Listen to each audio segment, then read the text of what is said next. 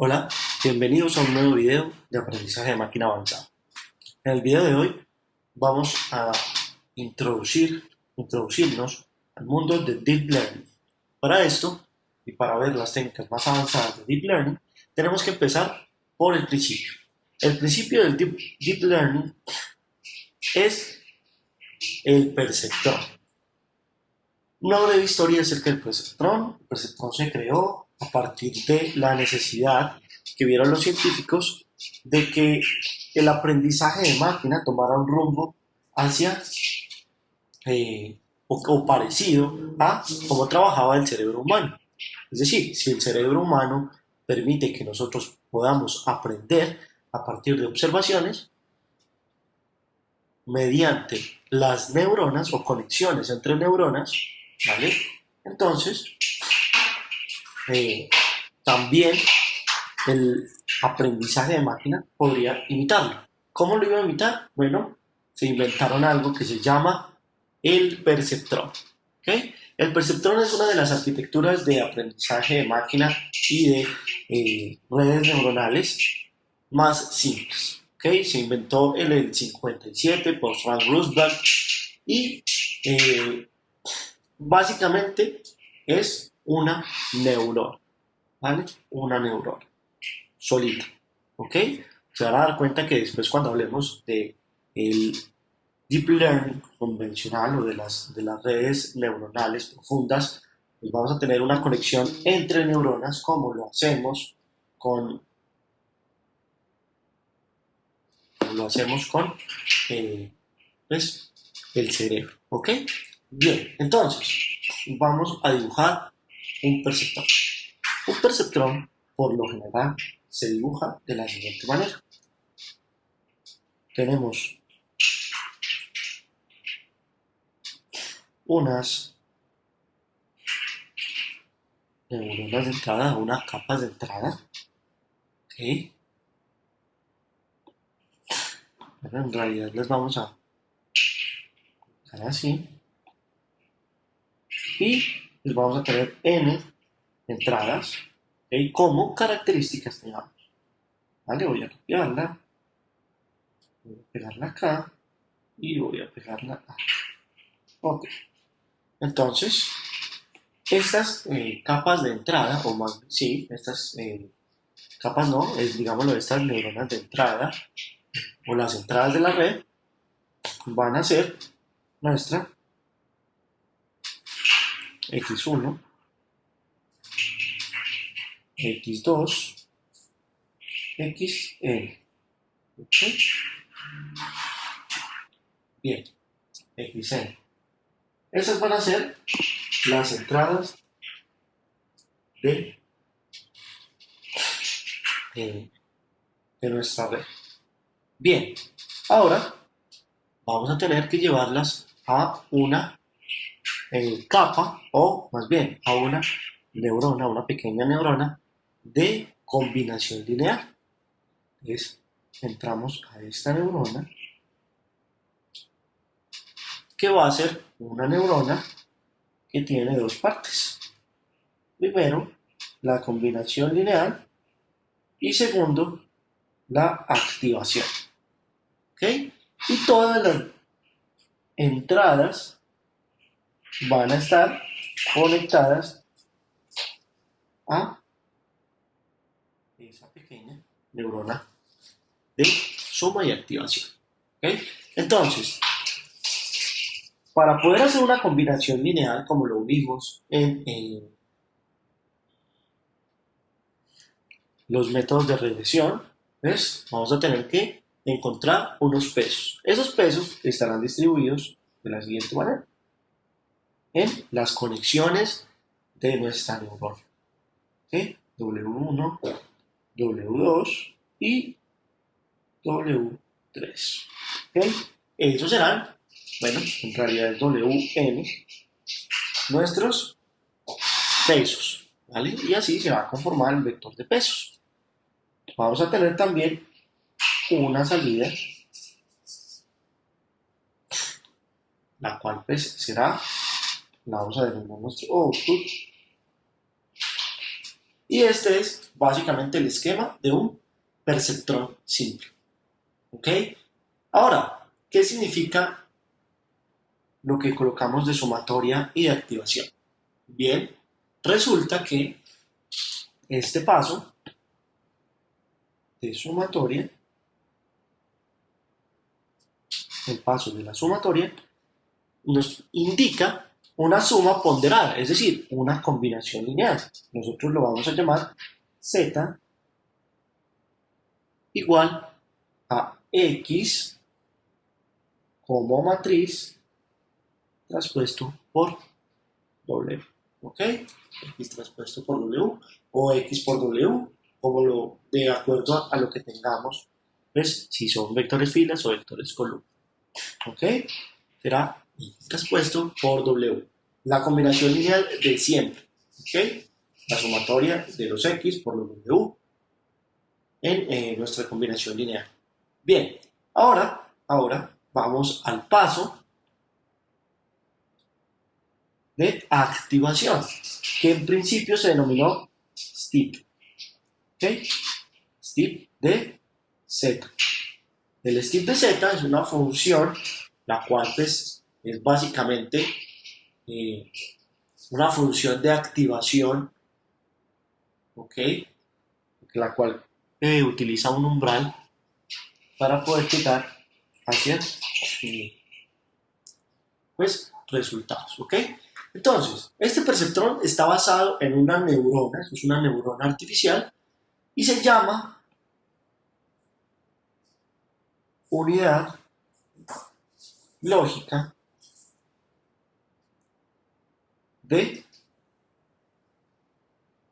umbral, ¿ok? Por sus siglas en inglés, TLU, ¿ok? O también se llama unidad de umbral lineal, ¿ok? LTU. Se llama de esa manera, ¿ok? Unidad lógica de umbral. ¿Por qué de umbral? Porque la función STIP es básicamente una función umbral, un escalón, ¿ok? Ahora, nuestra salida será H, que depende de W, ¿okay? De nuestras X, y será igual a STIP de X traspuesto por W. ¿Ok? Esa será nuestra salida. Recuerden que a la función de STIP se le llama también función de activación. Eso es un perceptrón simple que es básicamente una neurona. ¿Ok?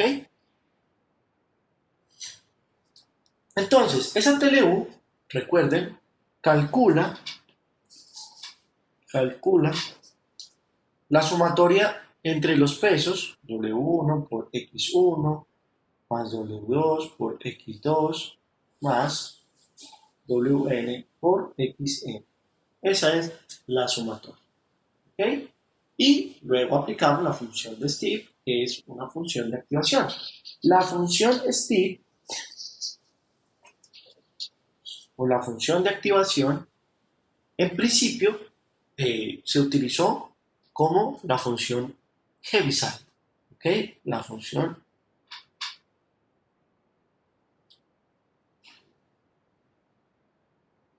Heaviside. Y la función Heaviside de Z vendrá siendo 0 si Z mayor que 0 y 1 en otro caso. ¿Ok? En otherwise. Entonces, esta función Heaviside pues, vendrá siendo la función STIP. ¿Ok? La función de activación. También se puede utilizar, o se utilizó en principio, la función signo. Función signo de Z es básicamente menos 1 si Z es menor que 0, 0 si Z es igual a 0 y 1 si Z es mayor a 0. ¿Ok? Estas dos funciones fueron las que inicialmente se utilizaron para calcular la activación de, nuestro perceptrón. ¿Ok? Bien, entonces, pues, la capa TLU, que es esta, está conectada siempre a todas las entradas. Eso es un perceptrón simple. ¿Ok? Cuando las neuronas están conectadas a bueno, cuando las neuronas en una capa, en cualquier capa, en esta, están conectadas a todas las neuronas de la capa inmediatamente anterior, ya estábamos hablando de capa, esto es una capa, esto es otra, la capa de entrada. Entonces, cuando están conectadas totalmente se denomina que es una capa densa, ¿okay? O una capa conectada, ¿vale? Y pues todas las neuronas de entrada, estas aquí, forman la capa de entrada. También, generalmente, pues se agrega una neurona con un 1 para asemejar el bias. Recuerden que nosotros en los ejercicios anteriores siempre concatenábamos un vector de unos a nuestra x para obtener el bias. Bueno, casi siempre nosotros también hacemos una neurona en la cual entre un 1 para que tengamos bias. ¿Ok? Bien, ¿qué sucede? Que yo puedo tener muchas más capas TLU en mi perceptrón y sería un perceptrón multicapa, ¿okay? Perdón, multisalido. Puedo tener muchas más neuronas TLU, ¿okay? Eso sí, que todas las entradas estén conectadas a cada una de las neuronas. Esto básicamente nos permitirá clasificar o hacer regresiones múltiples, ¿okay? O clasificación de varias clases. Bien, luego de un tiempo empezamos a utilizar, en vez de la función STIP, que sería el signo y Heaviside, empezamos a utilizar algo un poco más elaborado. ¿Ok? Y bueno, los científicos dijeron, si estamos utilizando estas dos funciones, que son enteramente no lineales y no son continuas, podemos utilizar funciones que sean continuas, que tengan una continuidad. Y empezaron a hablar de función de activación. De modo que ahora tendríamos h de w y b, así, de x, que va a ser igual a una función phi de x por w más b. ¿Ok? Es por w más b. ¿Y qué pasa con esto? Que phi ahora va a ser una función de activación. ¿Qué función de activación? La función de activación, o una de las funciones de activación más conocidas, son la función sigmoide, la función tangente hiperbólica, la función ReLU, la función lineal, la activación lineal también. Y básicamente lo que estamos haciendo es encontrar una función que nos permita hacer esto de manera continua. Es decir, que al momento de derivarla, para encontrar el gradiente descendiente, pues sea continua y por ende sea derivable. Sea suave en su, una función suave y monótonamente creciente. Bien, entonces, lo que estamos buscando es algo, por ejemplo, la función sigmoide es algo por este estilo. Función sigmoide es algo así.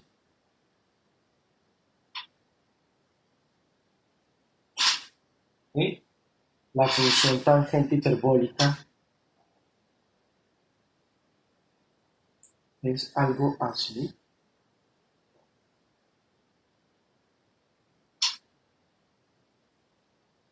¿Sí?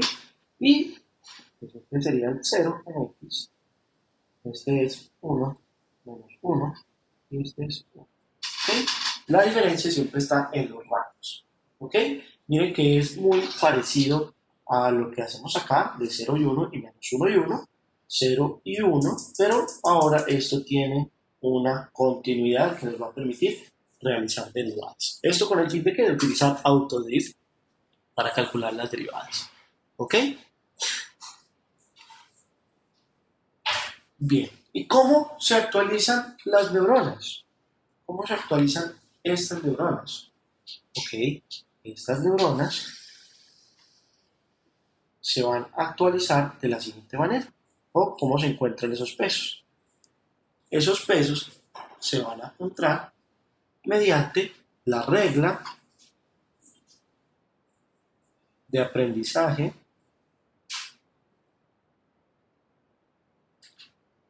del perceptor.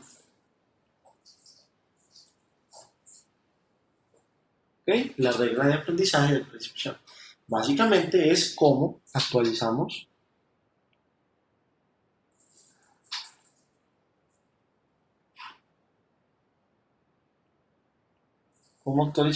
los pesos. ¿Okay? Entonces, los pesos o la regla de actualización de los pesos va a ser la siguiente.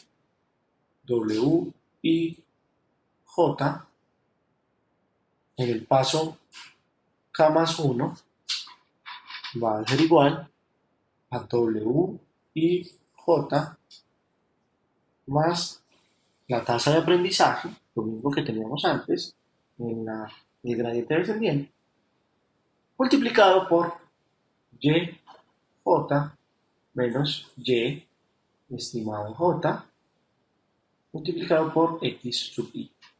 Esta sería la regla de actualización de los pesos del perceptrón mediante el gradiente descendiente. ¿Qué es lo que tenemos? El error por nuestros datos. ¿Ok? El error por nuestros datos y lo que tenemos que tener en cuenta es que el perceptrón siempre toma a la vez una instancia para hacer las predicciones. Es decir, trabaja una instancia a la vez y por eso tenemos básicamente I y J. ¿Ok? Entonces lo vamos a definir. ¿Qué sería W y J? W y J viene siendo el peso de conexión entre la neurona de entrada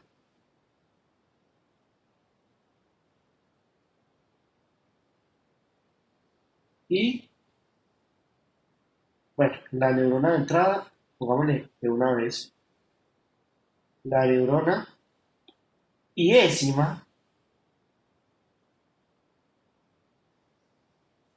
de entrada y la neurona J ésima de salida.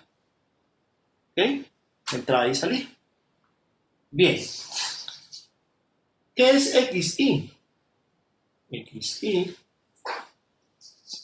va a ser el iésimo valor de entrada. ¿Sí? ¿Ves? Básicamente la instancia de entrenamiento actual. ¿Qué va a ser entonces Y J moño? Pues básicamente la salida de la neurona de salida, valga la redundancia, de salida J. ¿Okay? Lógicamente en la distancia de entrenamiento en la que estamos. ¿Okay? Lo mismo pues Y sub J va a ser lo que ya nos imaginamos, es la salida objetivo y eta es la tasa de aprendizaje. ¿Ok? Eta es la tasa de aprendizaje.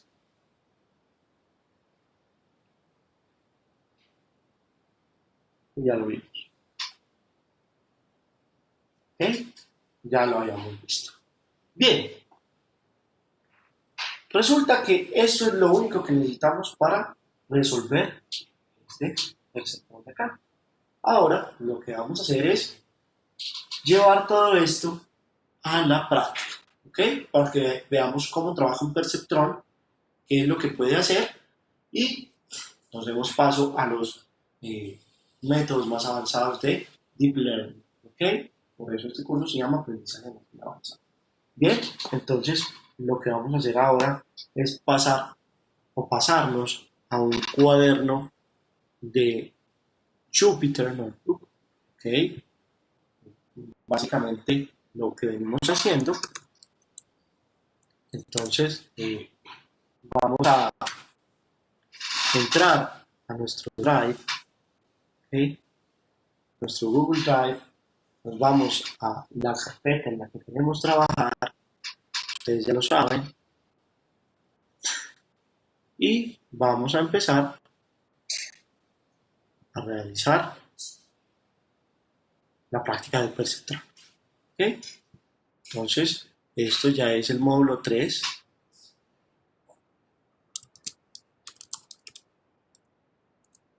El módulo 3 de nuestro curso de aprendizaje de máquina avanzada. ¿Ok? Entonces, voy a dejar de compartir la pantalla en el tablero y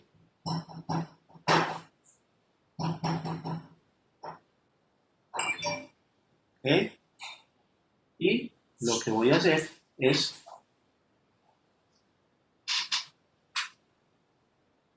empezar a compartir la pantalla en Jupyter Notebook, más específicamente en Google Collaboratory, para que podamos hacer la práctica del perceptrón. Entonces, vamos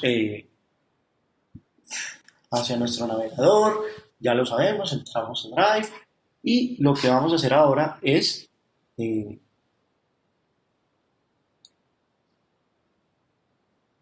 segundo, reviso si todavía está grabando. Sí, efectivamente está grabando. Lo que vamos a hacer es nos vamos a hacer un nuevo cuaderno de Google Collaboratory y me dice que sí, crear y compartir.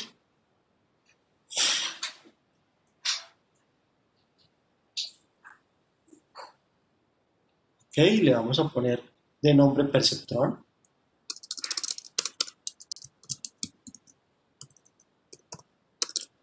Perceptrón. Muy bien, ya ustedes conocen Google Collaboratory y vamos a iniciar, ¿ok? Bien, para empezar vamos a importar las librerías básicas, NumPy, como NP, y vamos a importar desde la librería Scikit-learn nuestro dataset que vamos a utilizar. ¿Okay? Ya no va a ser un dataset simulado, sino que vamos a utilizar ya un dataset que nos provee sklearn, ¿vale? Entonces sklearn, datasets, y vamos a importar el dataset que se llama iris. Este dataset consta de características de flores, es decir, el tamaño del pétalo, el tamaño del tallo, ancho del pétalo, color, etcétera, etcétera. ¿Okay? Ya ustedes saben que tenemos que escoger siempre una buena caracterización para poder hacer regresiones y clasificaciones. Esto es el aprendizaje de máquina convencional. Bueno, cuando lleguemos al aprendizaje de máquina, cuando lleguemos ya a Deep Learning, ya sabemos que las características pues las va a aprender directamente el modelo y pues lo que vamos a hacer entonces es importar también Scikit-learn. Vamos a importar los modelos lineales. ¿Okay? Y pues vamos a importar lo que vamos a utilizar ahora, el perceptrón. ¿Okay? El perceptrón, bueno, vamos a correr la primera celda.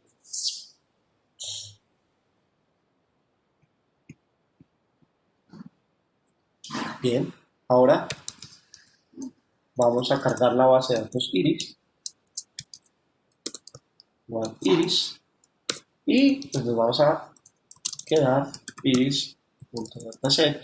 Vamos a quedarnos simplemente con dos características. ¿Por qué con dos características? Bueno, vamos a quedarnos con la característica de 2 y 3, que son el ancho y el largo del pétalo. ¿Por qué dos características? Bueno, porque si vamos a mostrar algo en dos dimensiones, pues necesitamos dos características. ¿Ok? Bien, entonces vamos a tener y igual a el target de iris. Entonces iris target igual a 0 y lo ponemos de tipo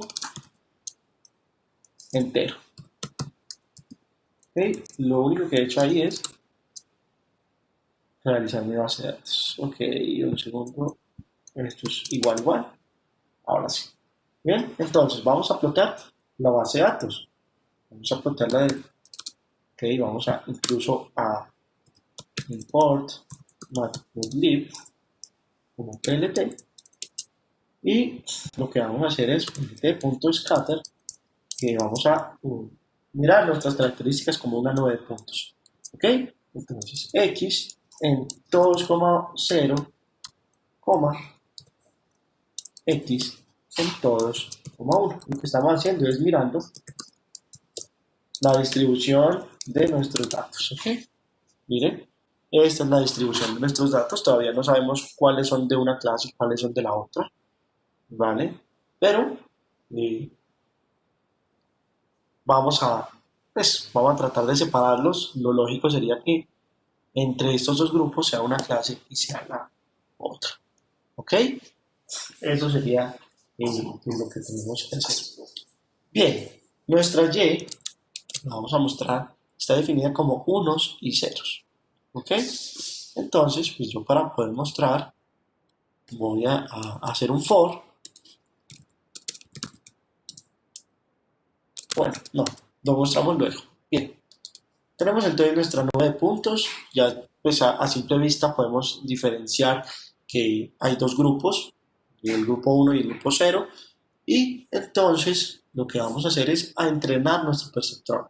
¿De qué tamaño es x? X.shape es del tamaño, son 150 muestras por dos características, y y debe ser siempre del tamaño de las muestras. ¿Ok? Muy bien. Ahora lo que vamos a hacer es, perceptrón. Vamos a hacer un modelo de clasificación de perceptrón, CLF. ¿Ok? Y recuerden, clasificación porque las etiquetas o los targets son discretos. Si son continuos, pues sería regresión. ¿Vale? Entonces, perceptrón.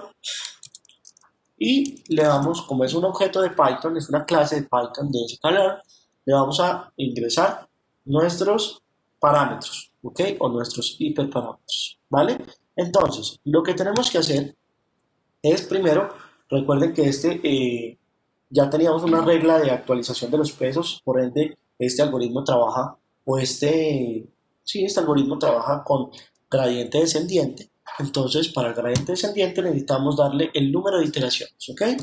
Es max iter, le vamos a poner que sean 1000 iteraciones.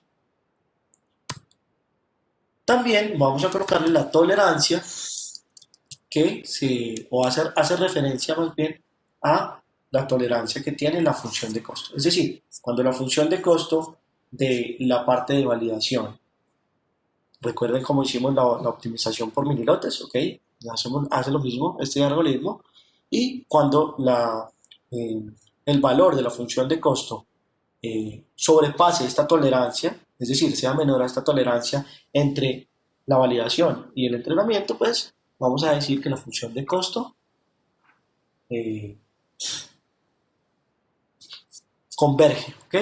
Cuando estamos haciendo entrenamiento, pues vamos a ver que la tolerancia, o si llega a esta tolerancia, pues el algoritmo se va a detener antes de que cumplan las iteraciones. Bien, 1 por e a la menos 3, y vamos a colocarle random state lo de siempre. ¿Para qué? Para que siempre nos salga igual. Vamos a mostrarlo entonces. Como es un objeto de Python, pues va a salir el objeto con todos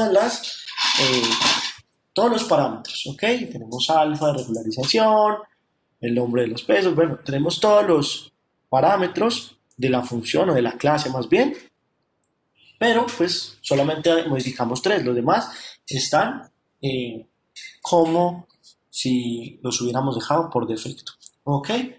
¿Cómo entrenamos? ¿Cómo entrenamos un modelo mediante clases de Python? Per, per clf.fit. De este modelo estamos entrenando X y Y, ¿ok? Lo acabamos de entrenar, ¿vale? Es un objeto que ya se entrenó, el modelo ya está entrenado, por ende yo puedo hacer un predict, ¿ok? Voy a hacer un predict. Mi pred va a ser igual a, per clf.predict y voy a predecir dos valores, ¿ok? Voy a predecir el valor 0.5 y el valor 2, ¿ok? Bueno, un solo valor, pero con dos características, ¿ok? Estamos trabajando con dos características. Bien, entonces voy a predecirlo. Bueno, me dice que tiene que ser de tamaño 1,2. Entonces le voy a colocar ya otros corchetes y JPred está listo, ¿ok? Entonces, JPred va a ser la clase a la que pertenece. Miren que si estamos en 5,2, es decir, perdón, en punto 5, estamos por aquí, coma 2, acá, me dice que es de clase 0, ¿ok? Por ejemplo, si estuviésemos en 0.5, o más bien en 1.5, y en 0.5, que sería más o menos en el grupo inicial, en el grupo inferior izquierdo, pues nos va a decir que la etiqueta es 1. Ya podemos inferir que este grupo de inferior izquierdo de la gráfica es de etiqueta 1 y el grupo más grande es de etiqueta 0. ¿Ok? Entonces, lo vamos a ver y vamos a ver cómo trabaja y vamos a hacer pues nuestra implementación a pedal. ¿Ok? Ya entrenamos el algoritmo, ya podemos entonces acceder a los coeficientes, es decir, a los pesos. ¿Cómo accedemos a los pesos? Como esto es un objeto de Python, una clase de Python tiene atributos. Y los atributos ustedes pueden ver que está alfa, eta, intercepto. Bueno, entonces también vamos a tener los coeficientes. ¿Ok?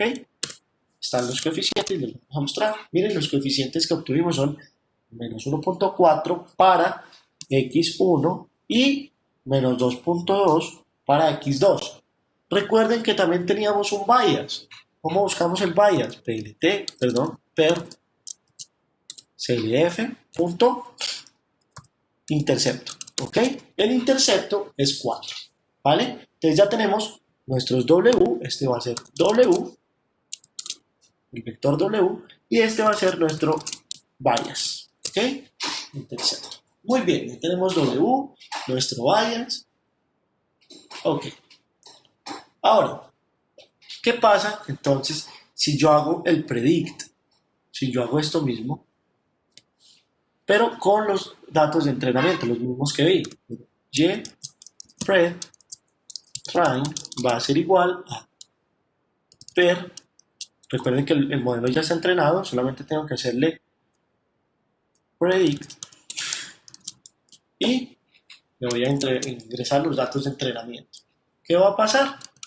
Bueno, va a pasar que si yo busco el acierto, el accuracy, saco el accuracy de esta manera, es la media de lo que obtuve cuando es igual a, perdón, es JPred train y Y. ¿Sí? Entonces, miren que me da 1, esto lo multiplico por 100 para tener porcentaje, y el acierto es del 100%. Claro, ¿por qué? Porque hice el test con los datos de entrenamiento, es decir, sobre ajuste del modelo. ¿Vale? Bien. Ahora, vamos entonces a obtener de nuevo nuestro, nuestra predicción, pero a pedal.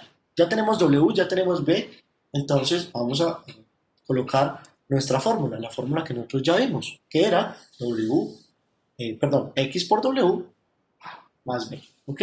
Entonces, ¿cómo lo hacemos? Primero, np.dot, recuerden, X por W, voy a ponerle W traspuesto porque el W está de 2, incluso, lo voy a poner aquí arriba traspuesto para que no nos genere problemas. X por W, siempre tengo que darle X por W, luego le doy Ravel para asegurarme que quede en una sola dimensión y más D. ¿Ok? Miren que la salida X por W más B, solo X por W más B sin la función de activación, son valores,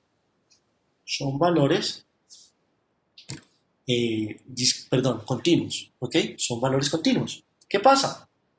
Que yo puedo inventarme una función de activación que es básicamente el escalón. ¿Cómo hacemos el escalón? Recuerden que el escalón era, entonces, JPred Steep.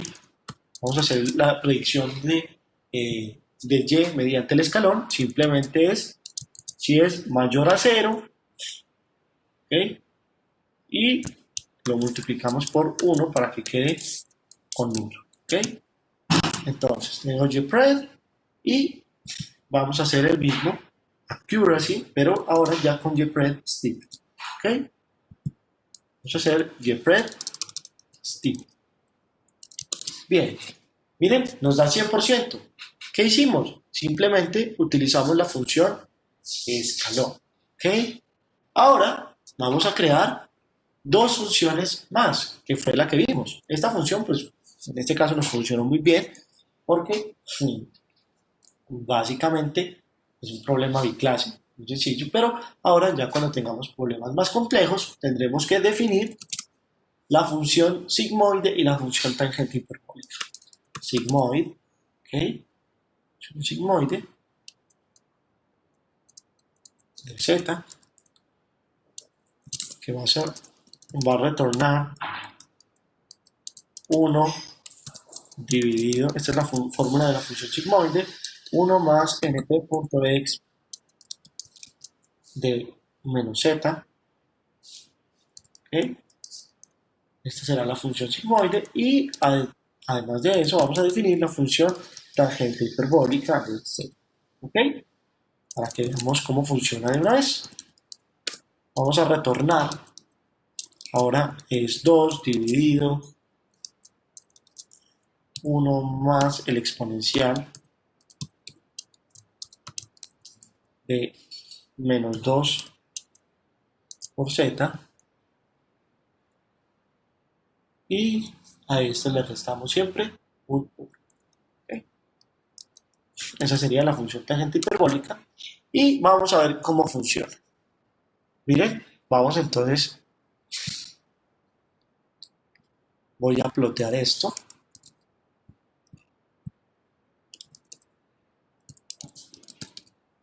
lt.scatter de esto, lt.show, y lo que vamos a ver, bueno, tenemos solamente x, entonces no le voy a poner scatter sino plot. Bien, listo, miren, estas son las características. Si ustedes se dan cuenta, pues casi que hay dos grupos, pero hay un grupo más arriba que otro. ¿Ok? Bien, ahora con la función sigmoide y la función tangente hiperbólica vamos a hacer el mismo ejercicio. ¿Ok? Para que ustedes vean cómo mapean estas funciones los datos. ¿Ok? Entonces vamos a lt.plot de lo mismo que teníamos antes, pero ahora utilizando la función sigmoide. ¿Ok?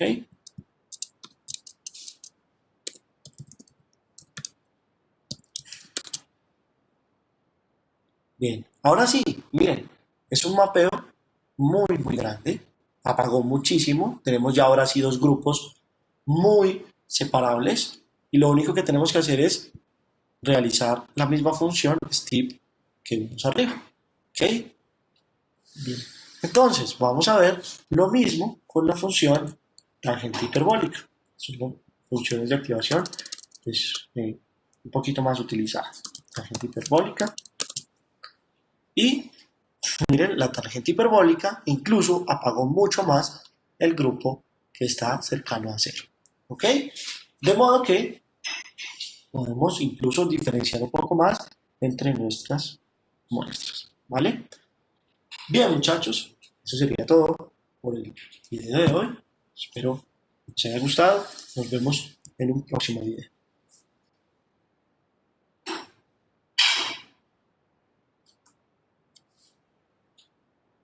Bueno, antes de terminar el video, incluso yo quiero hablar acerca, o quiero dar una pequeña introducción acerca de las redes neuronales. ¿Ok? Entonces, ¿qué pasa con esas redes neuronales? Bueno, antes de todo esto, incluso vamos a ver unas pequeñas debilidades del perceptor. ¿Ok? ¿Cuáles son las pequeñas debilidades del perceptor? Primero, que los perceptrones son incapaces, incluso a seguir compartiendo la pantalla, los perceptrones son incapaces de clasificar o de hacer problemas complejos.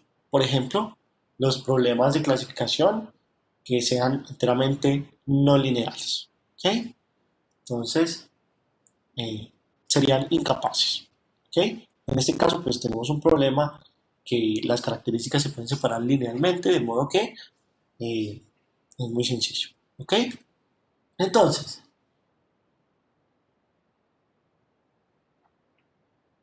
después del perceptrón, después del perceptrón simple, se inventó el perceptrón multicapa.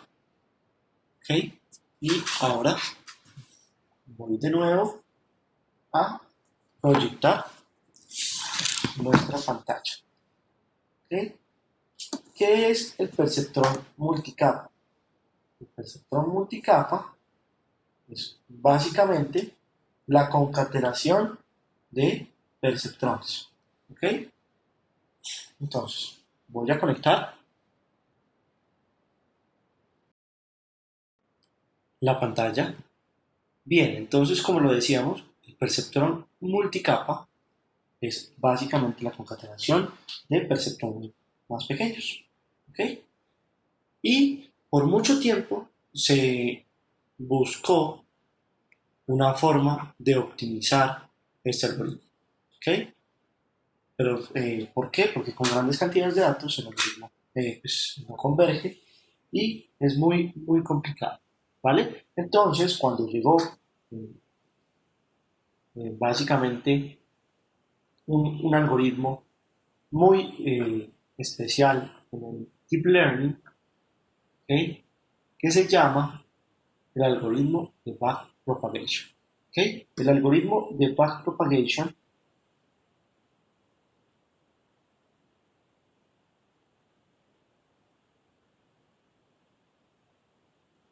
el algoritmo de backpropagation fue inventado por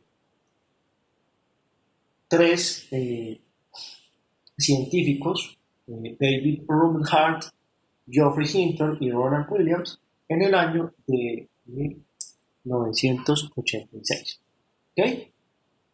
Desde ahí se propuso el algoritmo que calcule inicialmente un error de paso hacia adelante y a partir del error de paso hacia adelante, como ya vimos en el perceptrón, que la actualización de los precios depende del error, pues a partir del error de cada capa nos íbamos devolviendo y encontrábamos el error de la capa inmediatamente anterior. A ese paso se le llama backpropagation. ¿Okay? Entonces, En eh, en este algoritmo lo que buscamos es encontrar los valores óptimos de W mediante el cálculo de errores hacia adelante y la propagación de ese error hacia atrás. Esos son los dos pasos del algoritmo de backpropagation que se utiliza o que toma un mini lote a la vez. Es decir, si tenemos optimización por mini lotes, pues por cada lote tendremos que realizar el algoritmo backpropagation. Pero con la llegada del gradiente descendiente, pues ese algoritmo de backpropagation no necesita calcular derivadas porque las calcula automáticamente el algoritmo. ¿Ok? Bien. Asimismo, los autores empezaron a utilizar algo que llamaron función logística y es nada más y nada menos de lo que ya veníamos hablando, 1 dividido 1 más el exponente de menos z y pues básicamente es la función sigmoid. A esta función se le llamó función logística y a esta regresión, utilizando la función logística y ya no la función escalón, se le llamó regresión logística. Y de ahí empezaron a cambiar esta función utilizando pues lo que ya vimos, la función hiperbólica, la función ReLU, etcétera, etcétera. Esto sería todo por el video de hoy. Nos vemos en una próxima entrega.